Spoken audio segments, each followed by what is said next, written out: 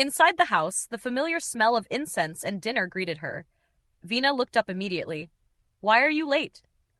Diya slipped off her shoes, forcing her breathing to steady. Nothing, Ma. Vina narrowed her eyes. Mothers never believe nothing. But Diya walked past her toward her room before more questions could form. That night, she lay awake. Not because of fear, because of hazel eyes under a streetlight.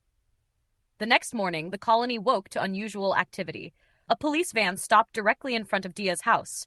Within seconds, doors creaked open along the lane.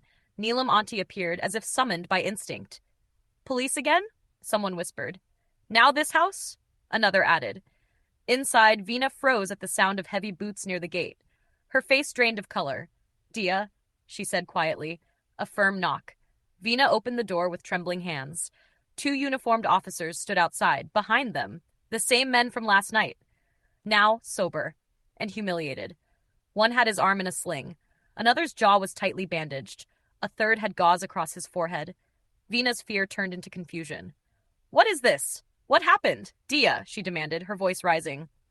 The officers stepped aside slightly. Madam, please don't worry, one of them said calmly. Your daughter is safe. We are here regarding last night's incident. Vina's head snapped toward Diya. Incident? Diya swallowed. The officer continued, professional and precise. These men attempted to assault your daughter yesterday evening near Rajpur Road. They were intoxicated and tried to drag her away. Vina gasped, one hand flying to her chest. What? Her voice cracked. Before panic could spiral further, the officer added, Fortunately, Miss Nisha Sen intervened. The name cut through the cold morning air. Vina blinked. The girl from the big house? Yes, the officer confirmed. She neutralized the threat and ensured your daughter returned home safely. She then contacted authorities and filed a formal report. These men were detained overnight. The men lowered their heads. One of them stepped forward awkwardly. We are very sorry, he muttered, wincing slightly when his jaw shifted. We made a mistake. It won't happen again. Vina stared at them in disbelief. You could have ruined her life, she whispered, anger now replacing fear. The officer gestured firmly. Apologize properly. All three bowed their heads toward Diya. Sorry. The words sounded forced, but real. Outside, the aunties had already formed a semicircle. What happened? Why bandage? Why police here? Neelam leaned forward dramatically. The second officer then stepped toward Diya, holding out a small box. These men damaged your mobile phone during the incident, he said. Diya instinctively touched her coat pocket. Empty. The officer extended the box. This is a replacement. Vina frowned. Replacement? Miss Nisha Sen sent it, he clarified. She said your daughter shouldn't suffer any loss because of this. Diya took the box slowly, brand new. Unopened. Her fingers trembled, not from fear, but from something else. Consideration, precision, responsibility. The officers gave a final nod. The men were escorted back to the van. Within minutes, the vehicle drove away, and the colony exploded. She fought them? Alone? She broke bones, they say. Crime expert, no? CBI connection. Ari like movie heroine. Neela Monty spoke as if she had personally trained Nisha. I told you all she is not ordinary. Vina stepped out fully now, still shaken but visibly proud. She saved my daughter, she announced, voice firm. The tone of gossip shifted instantly, from suspicion to admiration. So brave. At such a young age. Living alone also. Bengali girls are very sharp. Diya stood slightly apart from the crowd, holding the phone box close to her chest. Her mother joined the conversation, recounting what the officers had said, shock turning into gratitude. Gratitude turning into awe. But Diya wasn't listening. Her mind replayed one detail. She didn't just fight them. She filed a report, ensured accountability, sent a replacement, handled everything, efficiently, quietly, without even coming herself. Diya looked toward the hill, toward the modern house. The second-floor window was dark, but now it didn't feel distant. It felt closer than ever, and for the first time, curiosity wasn't the only thing blooming inside her.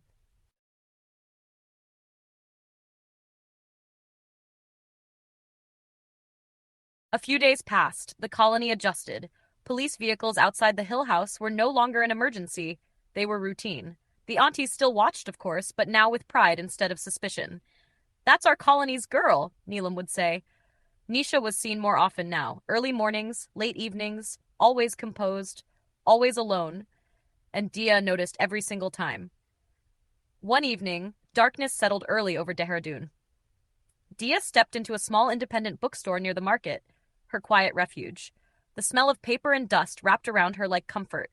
She was scanning a shelf when she froze. Nisha stood near the counter, black shirt, sleeves rolled again, jaw tight. She was speaking to the owner in a low tone, controlled but unmistakably angry. The bookstore owner, a middle-aged man who was usually cheerful, looked visibly anxious. His fingers tapped nervously against the counter.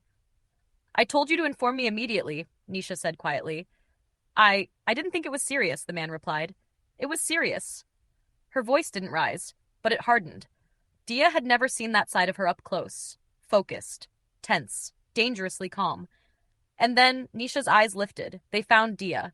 For half a second, something shifted in her expression. Not softness, not exactly surprise. Awareness. She turned slightly back to the owner. "We'll discuss later," she said, tone now neutral. Then she walked toward the deeper corner of the store, between tall shelves stacked with hardcovers. Diya hesitated, her heart beat faster. Why was she here? What was that about? And before logic could intervene, she followed. The corner was dimmer, only one overhead light flickered faintly. "Nisha?" Diya called softly. No response. She turned the aisle, and suddenly, a firm hand gripped her wrist. In one swift motion, she was pulled backward into the shadow between shelves. Her back lightly brushed against a wooden rack.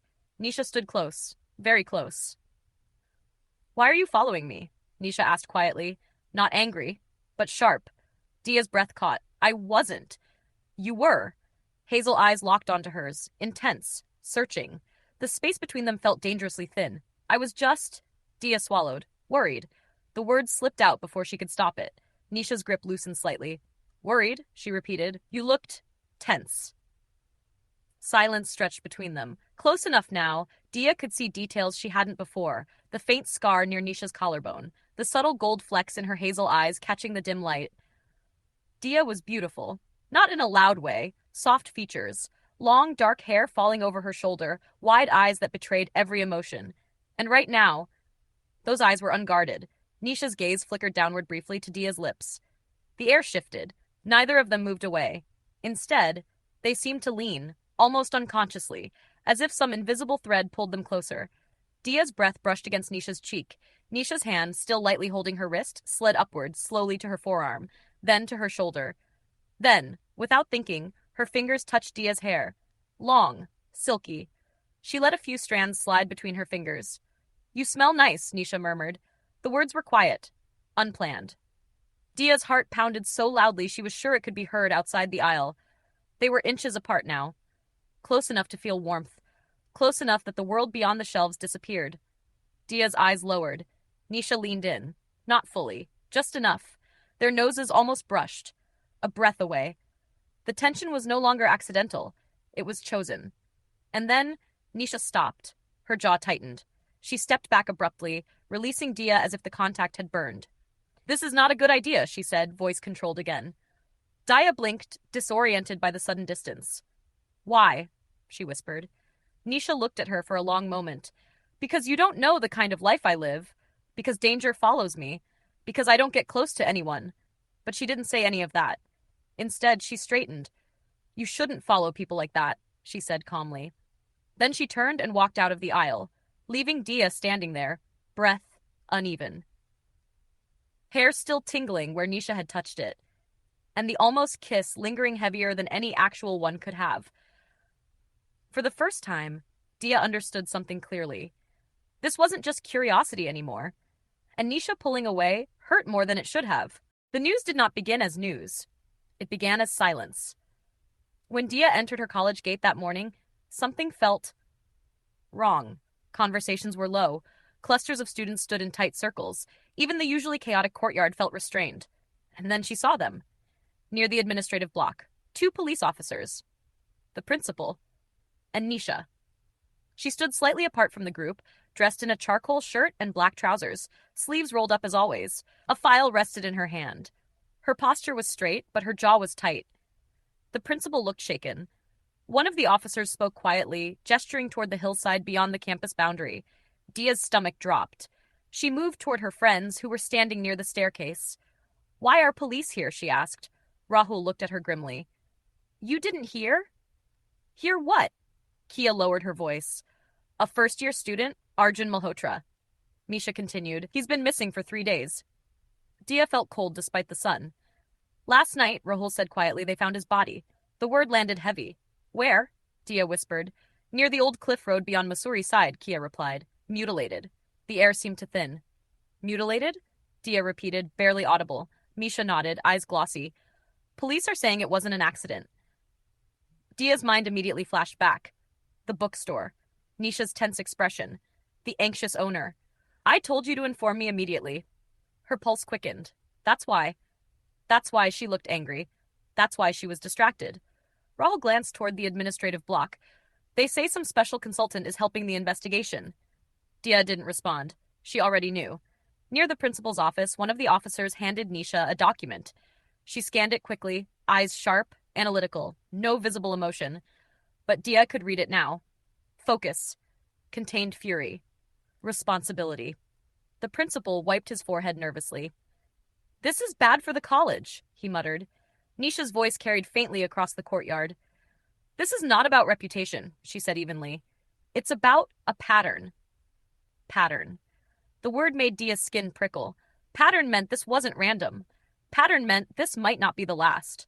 One of the officers added, We are coordinating with the local unit and briefing the district head. If necessary, we'll escalate to the Central Bureau of Investigation. Students nearby began whispering louder. Murder? Serial killer? Ragging gone wrong? Drugs? Speculation bloomed like wildfire. Diya's eyes remained fixed on Nisha. At one point, Nisha looked up. Their gazes met across the courtyard. For a second, the noise faded. There was no softness in Nisha's expression now, only warning, as if silently telling Diya, Stay out of this. This is not your world. Nisha turned back to the officers, speaking in low, precise sentences. Diya swallowed. The almost kiss from the bookstore suddenly felt distant. This was who Nisha truly was. Not just the girl with hazel eyes under a streetlight, but someone who walked toward darkness. And now, darkness had stepped into Diya's college. And for the first time, curiosity was replaced with something else. Fear. Night in Dehradun carried a different kind of silence now. Since the murder, the air felt heavier. Streets emptied earlier, conversations lowered instinctively. Diya was returning from the market, a small bag of groceries in her hand, when she saw movement ahead. Fast movement. A man running. Behind him, Nisha. Her black coat moved sharply with her stride. Focused. Intent. Not chasing blindly, tracking. Diya's heart slammed against her ribs. Without thinking, she followed. They turned into a narrower lane near an under-construction building. Streetlights flickered weakly. Shadows stretched long and uneven. Diya stopped at the mouth of the alley and hid behind a half-built wall. The man stumbled. Nisha caught him in seconds. Her movements were clinical. She grabbed his arm, twisted. A sharp cry echoed as his wrist bent at an unnatural angle. She pushed him against the wall. Where did you dump it? She demanded, voice low but lethal. I don't know, he stammered. She tightened her grip. You were seen near the cliff, 3 nights ago. I didn't. She struck, not wildly but precisely, forcing him down to his knees. Blood trickled from his lip. You think mutilation erases evidence? She asked coldly. There was no softness in her now. No hesitation, only controlled fury. The man tried to pull away. She twisted his arm further. Names, she ordered. Who helped you? Before he could respond, sirens. Police vehicles turned into the lane, headlights flooding the darkness. 2 officers rushed forward. Miss Sen, that's enough. One gently but firmly pulled Nisha back. He was fleeing, she said sharply, and we've got him now. The man was cuffed, barely able to stand. As officers dragged him toward the van, Nisha's chest rose and fell heavily. Anger still burned in her eyes. And then, she sensed it. She turned.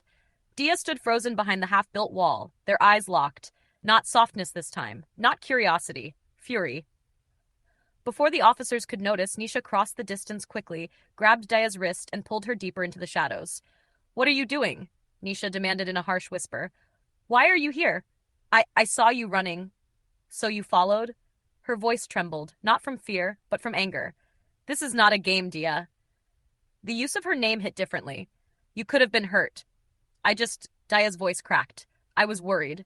You don't get to be worried, Nisha snapped. You don't follow me into dark alleys while I'm chasing a murder suspect. Her anger flickered visibly now, not cold, burning. Diya's eyes filled. I didn't want you to get hurt either, she whispered. That broke something. Tears spilled down her cheeks, silent at first. She looked small suddenly, fragile. Not the curious girl from the window, not the bold one from the bookstore, just soft. Her lower lip trembled. Nisha's breath faltered. Damn it. The anger drained as quickly as it had flared. She reached out instinctively, pulled Diya into her arms. I'm sorry, she muttered against her hair. I didn't mean to yell.